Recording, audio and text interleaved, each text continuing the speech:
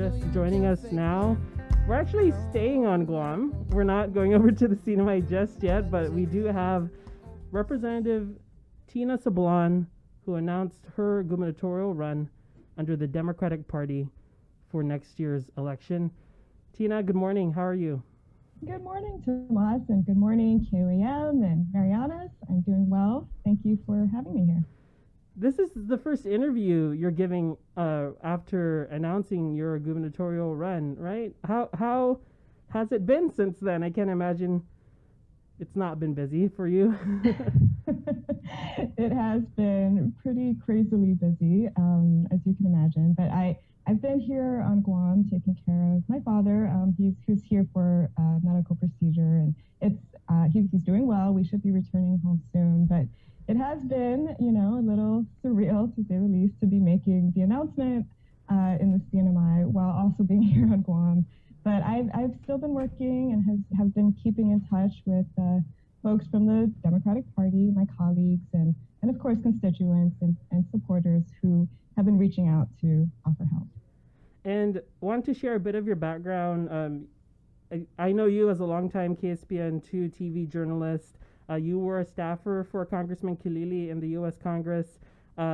This is I believe, your third term in the House, if I'm not mistaken. This is my third term. And my first term was some time ago, though, over 10 years ago during the 16th legislature, and then I ran for office again in 2018.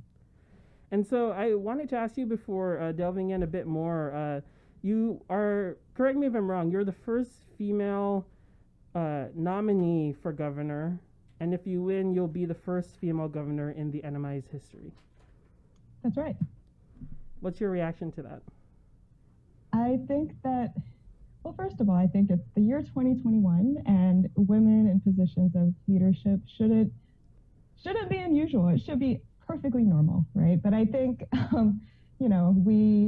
we've come a long way in the Commonwealth and as a society to be more embracing of women taking on leadership roles.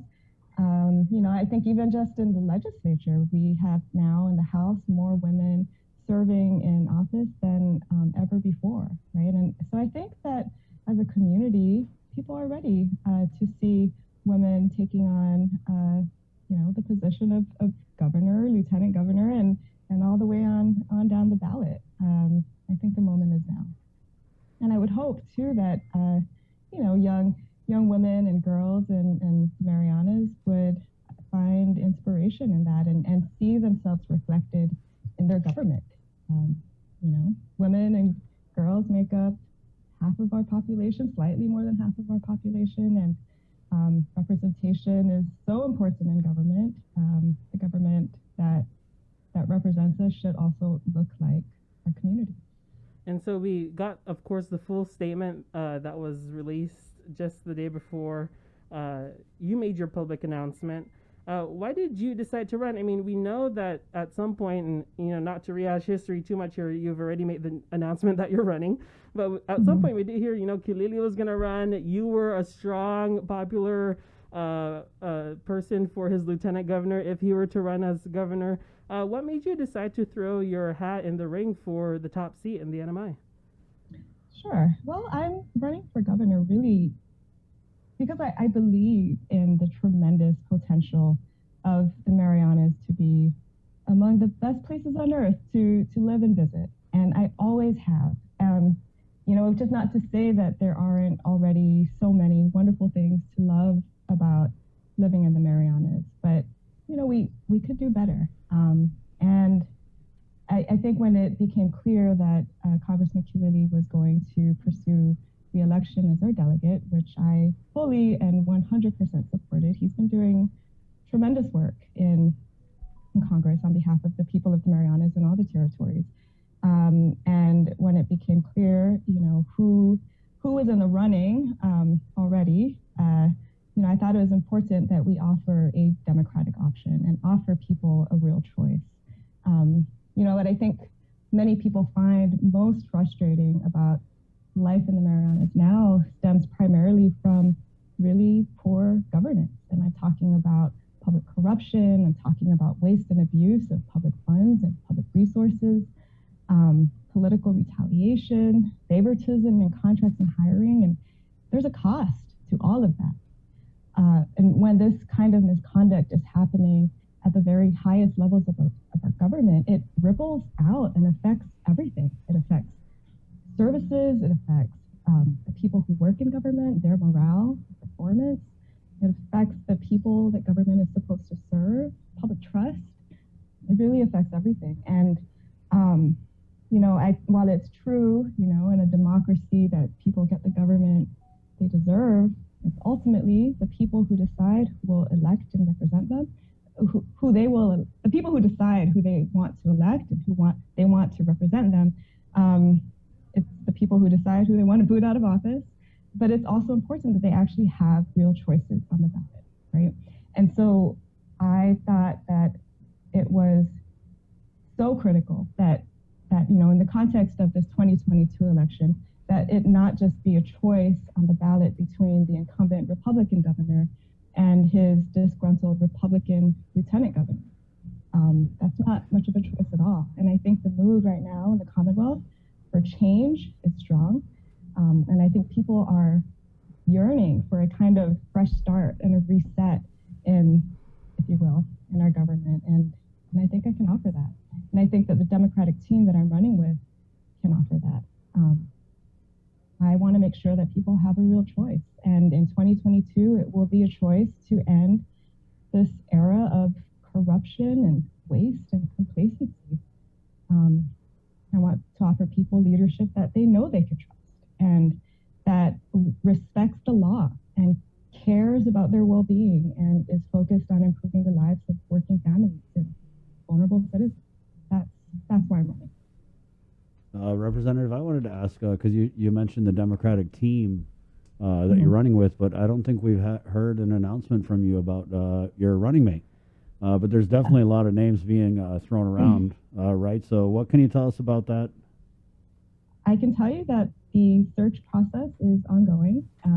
Part of the reason why I asked our party chair and our party officers to assist in the search process is because I have been here on Guam, but also because I've never thought that the selection of my running mate should just be a sort of unilateral process without, really diligent vetting of all the potential names. And, well over a dozen possible names have been submitted to the party, to myself, to consider.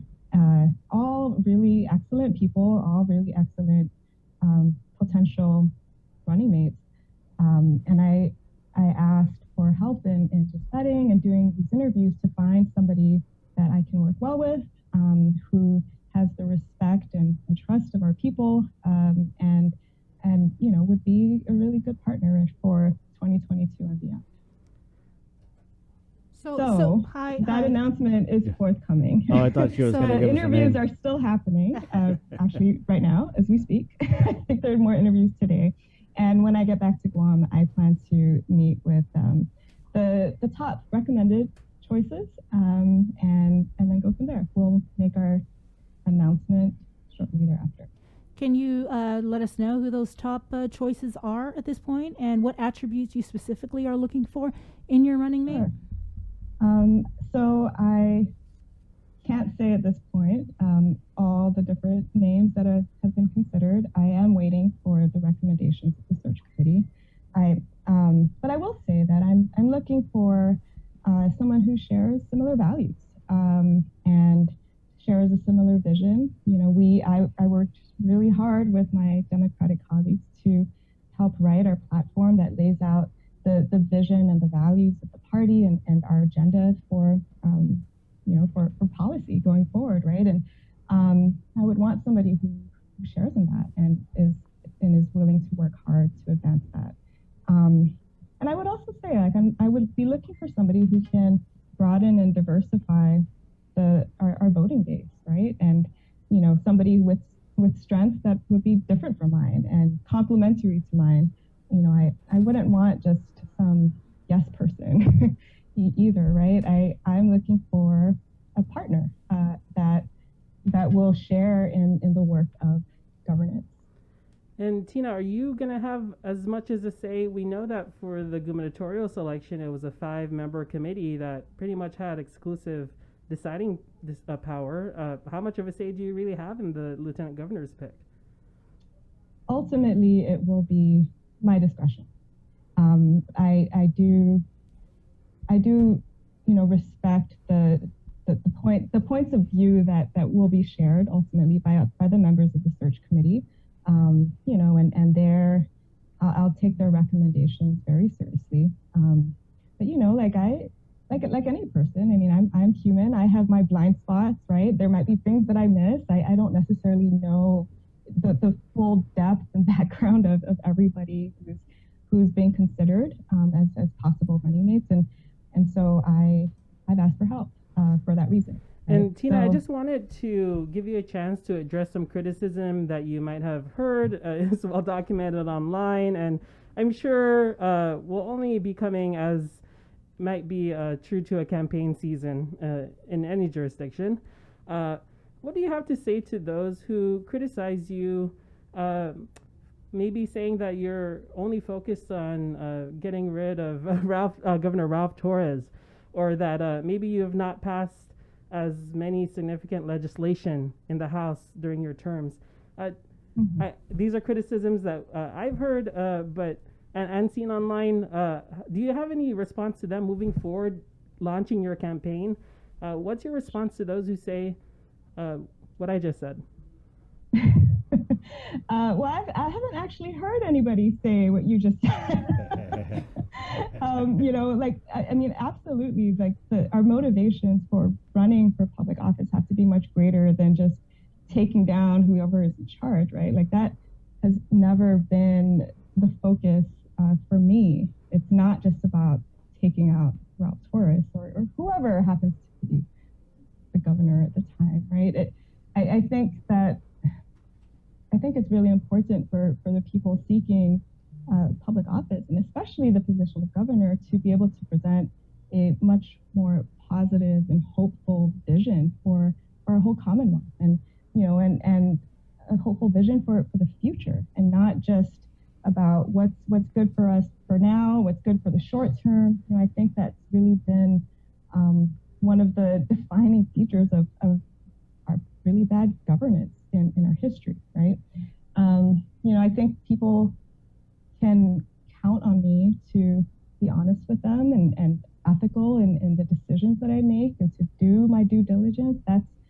That's been my part of my record as a legislator, but also in other public service jobs that I've held. And as a citizen, I see public office in so many ways as an extension of our citizenship, right? And I would offer also the record that I have in 3 terms in the legislature working collaboratively, right? So, it's the work of a legislator is not just about putting your name on bills, right? It's not just about passing as many bills as possible. There are really bad bills that come out of the legislature too. And, I'm proudest of the work that I've been able to do collaboratively with my colleagues, whether I have been in the minority or now in this leadership in the House majority, which is very new to a lot of us, frankly. But whether it's working behind the scenes to pass substantive legislation and amend it so that it's better than what it was, whether it's holding hearings or whether it's conducting legislative investigations, that is an important function of the legislature too. And I've been involved in all of that, and I'm proud of the work that we've been able to do. We've worked with our delegate and our Senate counterparts to finally restore the earned income tax credit to working families. We've directed more funding to our healthcare system. We've directed more funding to help families impacted by typhoon disasters and COVID-19. We've enacted the first Hate Crimes Act. This isn't anything that I take credit for individually, because that's not what being a legislator is about. You have to work with your colleagues, and whether my name is on it or not, I did my work, and I will continue to do my work. as long as the people want me to. Okay. Well, yeah. I did want to ask though about when you look at what's going on with Governor Torres and his Lieutenant Governor Arnold Palacios, and you just kind of see that and read what's very clearly written on the wall. Does it really make your decision in selecting your running mate that much more of a big deal? Well, I mean, I think that regardless of what's happening with the other side, my decision in terms of who I run with would be incredibly important to me. I mean, no matter what. I think that, this wouldn't be the first time that in the history of the CNMI that we've seen a rift between the governor and lieutenant governor. And, it's quite evident, I think, to anybody looking in from the outside that things are awkward in the administration, to say the least. And, I'm not sure how productive or effective this administration will be for the rest of the year. I mean, just quite frankly, but regardless, I think that sure. I mean, it underscores how important it is to vet the person that you're running with, right? And to make sure that you would have a productive and a collaborative relationship. I think that one of the things that the lieutenant governor indicated, I think, in some of his interviews and in some of his public statements before the legislature, was that he's been, kind of shut out of the process of the decision making, by the governor, right? And I mean that's unfortunate, no matter how you look at it, right? And I can say that I would not be that kind of governor. I am looking for somebody that I can work with and will work with, and whose judgment and perspective I value and I would want to listen to. I don't pretend to have all the answers and to know everything that needs to be done to fix the many, many problems that are affecting the people of the Marianas. And so I would want to make sure that I have a strong partner that can help me make decisions. And Tina, I know, and it's okay to call you Tina, right? I just don't want people to be thinking that.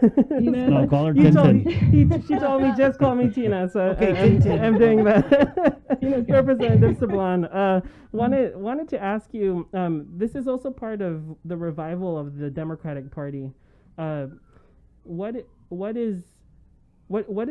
you want people to see or know about your campaign moving forward when they see after the announcement of your lieutenant governor? What is your campaign focused on? What are the main priorities before we let you go today? Sure. I think I think people can expect to see a campaign that will promote a new culture in government. That would be one of the first things that I want to set out to change. People deserve a government that is worthy of their trust and even worthy of their pride. And sad to say, we don't have that right now, right? We have been working really hard and on the Democratic Party side to reorganize and rebuild and recruit more candidates and supporters and members. And so we can expect to see more of that in the coming year. I want to be very clear that I would not be the kind of governor that would go on a political hiring or firing spree, which is sadly what we've seen, right? And public service jobs should not be treated like a spoil system to reward or punish people based on who they vote for. It should. That's just no way to run a government. And sure, certain positions will be political. The policy making appointments for cabinet members, for example. But civil servants, professionals working in government, they shouldn't have to fear losing their jobs every time there's an election. I would be very interested in appointing qualified and ethical leaders to run our government departments and agencies. I would want to implement and roll out plans for a come home program to recruit the many talented residents of the Marianas who are now living and working elsewhere, recruit them to come home and work in public service and help rebuild our Commonwealth. Another major priority is we have such a windfall of federal funding, both disaster related and COVID-19 related, and it's sad. We still have so many disaster recovery projects related to the rebuilding of our schools and our infrastructure, dating back even 6 years since Solar Law, projects that haven't even gotten off the ground. More projects from U2 and Mancud, and of course with COVID-19, we can't squander these funds, and there's so much. This is the opportunity now to make sure that we are investing in the education and healthcare system of the Marianas and in our infrastructure, and really putting all the pieces, laying down the groundwork now for our economy to rebound and for businesses to thrive and for people to work in decent jobs and support their families. And I'm so concerned about these opportunities being wasted. And I think there's a lot of distrust in this administration to spend these funds and distribute the benefits responsibly, quite frankly. All right, well, there you have it. Her first interview after announcing her run as the Democratic Party's nominee for governor, Tina Sablan. And Tina, if you need to make an announcement about your lieutenant governor, feel free to, let's clear the way. drop a WhatsApp message. Yeah, why don't we do like Sure, a hot? We'll do a hot cold. We say a name and then you say hot cold. All right. Ed Probst. Ed Probst. Ed Probst. Yeah. Senator Edith Dilan Guerrero. Warm. I will definitely keep you all posted. Wow, but 12 names you received. That's news to us It as was well. actually over. It was more than that. It was closer to it was more than 20. Because when Nola spoke to us, she I said saw. no one submitted any names for lieutenant governor when the call was out. So to hear It 12 might have after been your at announcement. the time, Yeah. letters of intent, maybe. Yeah. But people were submitting nominations. Nola was our chairwoman. Nola was accepting both. Right. Right. Well, So the list I saw was pretty. yes, friendly. best of luck. They heard Tina was running, right? And she took the top spot. Whoops. Yeah. Sign up. Yeah, let's go. Well, we've had Lieutenant Governor Arnold on, Mayor Apatang, yourself, and we just hope to have all the candidates on as well on our show. So, as always, thank you for your time. Appreciate it, and good luck for what's ahead for you. Thank you. I appreciate the opportunity. Okay, we'll see you. There you go, Representative Tina Sablan. Prayers to her dad, too, as he recovers. Yes. Right, yeah. And that's her first interview since announcing that she's going to be running for Democratic governor candidate in the NMI. Yeah, and we'll just wait to see who the lieutenant governor is. It's going to be a three-way race. Yeah, that's going to be juicy. Exciting. That's pretty exciting. What do you think? I thought her answers very articulate, right? Yeah, and history already confirming they're even the first female nominee in the NMI's history as well. So we might have the historic moment, as you all called it, as you all called it when Her story. when that You're when making that happens. history. Yes, and wow, 12 names. I mean, remember when we had the party chair Nola Hicks on? She said everyone was so focused on the gubernatorial and the delegate seat that at the time there were none. So Right. to have 12 names, I'm thinking, are there even that many Democrats in the House? I was wondering too. And so we'll wait and see, and definitely we'll have that story for you when it comes. Man, I forgot to ask her if she has to almond Will Castro. Next time. I can probably guess what